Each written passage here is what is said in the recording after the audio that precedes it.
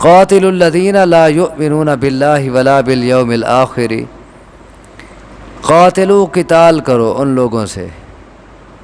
جو نہیں ایمان رکھتے اللہ کے ساتھ، ولا بالیوم الآخر اور آخرت کے دن کے ساتھ، ولا یحرمون ما حرم اللہ ورسولہ اور نہیں حرام جانتے اس کو جسے حرام کیا اللہ نے اور اس کے رسول نے، ولا یدینون دین الحق اور نہیں اطاعت کرتے دین حق کی، من الذین اوتوا الکتاب ان لوگوں میں سے جنہیں دی گئی کتاب، یعنی یہ ان لوگوں کی بات ہے اس آیت میں جو اہل کتاب ہیں، یہودی اور عیسائی، تو ان سے لڑو، حتی یعطوا الجزیۃ عن ید وہم صاغرون یہاں تک کہ دیں وہ جزیہ اپنے ہاتھ سے، وہم صاغرون جبکہ وہ ماتحت ہوں۔ اس میں اوپر تو بات تھی ساری مشرکین مکہ کی، اب اس آیت میں اور اس سے اگلی آیات میں تذکرہ ہو رہا ہے اہل کتاب کا، یعنی یہودیوں اور عیسائیوں کا،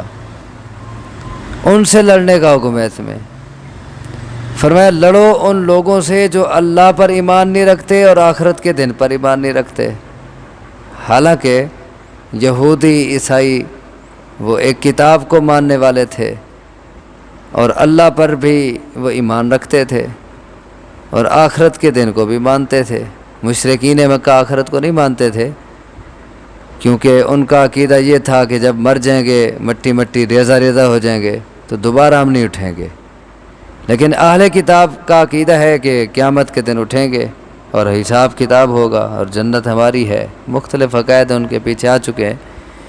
تو سوال یہ ہے کہ وہ اللہ پر ایمان تو رکھتے ہیں، آخرت کو بھی مانتے ہیں،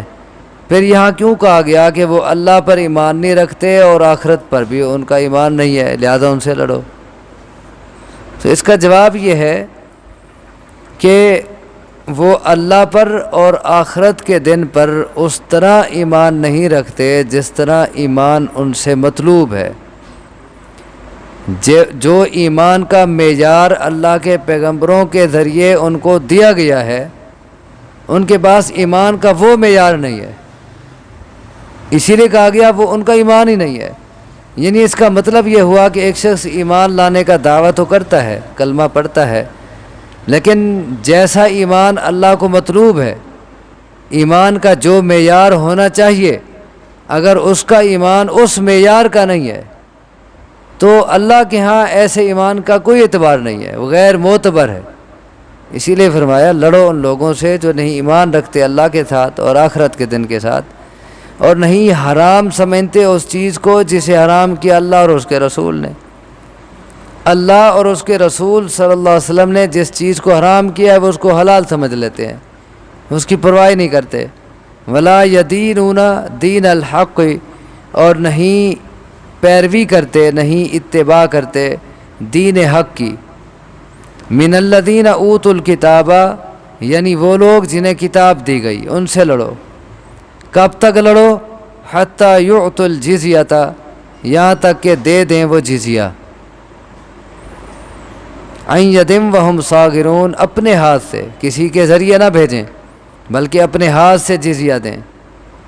اور وہم صاغرون جبکہ وہ صاغر ہوں، صاغر کا مطلب چھوٹے بن کے رہیں، مطلب ماتحتی قبول کریں اسلامی حکومت کی، اسلامی حکومت کے ماتحت رہ کر اپنے ہاتھ سے جزیہ ادا کر دیں تو ٹھیک، ورنہ ان سے لڑو۔ جزیہ کیا ہوتا ہے؟ وہ رقم یا وہ چیز جو مسلم حکومت اپنے ملک میں رہنے والے غیر مسلموں سے سالانہ وصول کرے، کس بات کے عوض؟ کہ وہ ان کے جان و مال کی، ان کی عزت اور آبرو کی حفاظت کرے گی۔ کافروں کے جان و مال اور ان کی عزت و آبرو کی حفاظت مسلم حکومت کی ذمہ داری ہوگی، اور اس کے عوض وہ ان سے سالانہ جو لے گی اسے جزیہ کہتے ہیں۔ جس کو عام اصطلاح میں ہم ٹیکس کہہ سکتے ہیں۔ تو فرمایا جب تک وہ جزیہ اور ٹیکس ادا نہ کریں ان سے لڑو۔ ہاں اگر وہ کہیں کہ ہم تمہاری ماتحتی قبول کرتے ہیں تو ہم سے جزیہ لے لو، پھر ان سے ہاتھ روک لینا ہے، پھر ان سے لڑائی نہیں کرنی، اور بلکہ اب ان کی جان و مال کی اور ان کی عزت و آبرو کی ایسے حفاظت کرنی ہے جیسے اپنے مسلمانوں کی حفاظت کی جاتی ہے۔ اور یہ جزیہ اور ٹیکس سب لوگوں پہ بھی نہیں ہوتا، سب غیر مسلموں پہ بھی نہیں ہوتا، بلکہ ان کے جو مرد ہوتے ہیں کمانے والے ان پہ ہوتا ہے، عورتوں پہ نہیں ہوتا، بچوں پہ نہیں ہوتا، جو بوڑھے ہیں ان پہ نہیں ہوتا، جو کما نہیں سکتے معذور ہیں ان پہ جزیہ نہیں ہوتا۔ یہ اسلام کا عین عدل ہے کہ صرف وہ حالانکہ جان و مال کا تحفظ سب غیر مسلموں کا ہوگا، لیکن جزیہ صرف ان پہ لگے گا جو کما سکتے ہیں، اور پھر ان کی کمائی کے حساب سے ہوگا، ہر کسی پہ برابر بھی نہیں ہوگا۔ مثلا حضرت عمر رضی اللہ تعالیٰ عنہ کے دور میں کسی پہ 4 درہم لگایا گیا، کسی پہ 2 درہم لگایا گیا، کسی پہ 1 درہم لگایا گیا، اور کوئی نہیں کما سکتا تھا اس کا معاف کر دیا گیا۔ اسی طرح رسول اللہ صلی اللہ علیہ وسلم کے دور کی بات ہے۔ تو جزیہ اور ٹیکس ہر کسی سے سالانہ اس کی کمائی کے اعتبار سے لیا جائے گا، اور جو نہیں کما سکتے، کمزور ہیں، بوڑھے ہیں، پاہج ہیں، عورتیں ہیں، بچے ہیں، ان پہ جزیہ نہیں ہوگا، لیکن عزت آبرو اور جان و مال کا تحفظ سب کا ہوگا، اسلامی حکومت کی ذمہ داری ہوگی۔ اور بعض ایسی مثالیں بھی ملتی ہیں ہمیں اسلامی تاریخ میں کہ اگر مسلم حکومت نے جزیہ لیا ہے اور بعد میں کوئی حالات ایسے بن گئے کہ مثلا کوئی دشمن کا خطرہ ہو گیا تو کافروں کے جان و مال کا تحفظ نہیں ہو پا رہا، تو انہوں نے جزیہ واپس کیا ان کو کہ یہ تمہارے جان و مال کے تحفظ کے عوض تھا اور وہ ہم سے ابھی نہیں ہو سکتا، تم جزیہ اپنا واپس لو، معاہدہ تمہارا ہمارا برقرار ہے، جب حالات درست ہوئے اور ہم تمہاری عزت آبرو اور جان و مال کی حفاظت کر سکے پھر ہم تم سے جزیہ لے لیں گے۔ تو یہ کوئی ظالمانہ نظام نہیں ہے، بلکہ اس کی تفصیل میں جب ہم جاتے ہیں یہ الٹا کافروں کو اور غیر مسلموں کو جو مسلم حکومتوں میں رہتے ہیں یہ ان کو تحفظ فراہم کیا جاتا ہے۔ اور رسول اللہ صلی اللہ علیہ وسلم کی اس سلسلے میں ہدایات بھی ہیں۔ آپ فرماتے ہیں کہ کسی پر بھی اس کی جان سے، اس کی طاقت سے زیادہ اس کے ذمہ جزیہ نہ لگایا جائے،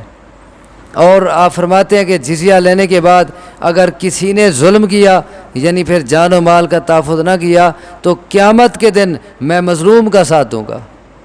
اور میں اپنے مسلم ظالم کا ساتھ نہیں دوں گا، چاہے وہ غیر مسلم پہ ظلم کیوں نہیں کر رہا۔ تو فرمایا کہ اہل کتاب جو اللہ پر ایمان نہیں رکھتے، آخرت پہ ایمان نہیں ہے، اللہ کی حرام کردہ چیزوں کی پابندی نہیں کرتے، ان کو حلال سمجھتے ہیں اور اللہ کے سچے دین کو نہیں مانتے، ان سے لڑو۔ ہاں اگر جزیہ دینے پہ آمادہ ہو جائیں اور مسلم حکومت کی ماتحتی قبول کریں تو پھر ان سے جزیہ لو اور ان سے لڑائی ختم کر دو، اور بلکہ ان کے جان و مال کا تحفظ کرو۔ اللہ سے دعا ہے مجھے آپ کو سمجھنے کی، عمل کی توفیق عطا فرمائے۔